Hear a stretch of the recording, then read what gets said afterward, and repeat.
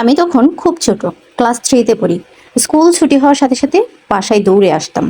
এসে মার কাছে যাইতাম। গিয়ে বলতাম, মা কি রান্না করেছো?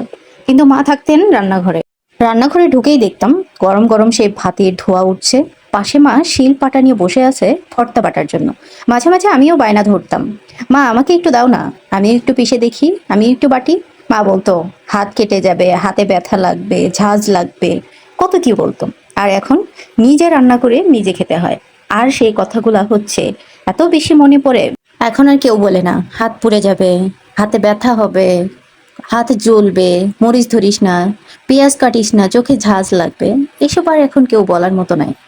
এখন নিজেরই সব করতে হয়, যতই চোখ ঝাঁঝালো হোক, যতই চোখের পানি পড়ুক, যতই হাত কাটুক, হাত পুড়ুক, তবুও নিজে রান্না নিজে করেই খেতে হয়।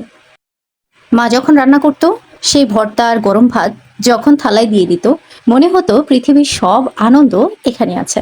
মাঝে মাঝে শাক ভাজা, আলু ভর্তা, ডাল, এটাই ছিল আমার সবচেয়ে প্রিয় খাবার। আর এটা নিয়ে আমি কত বায়না করতাম।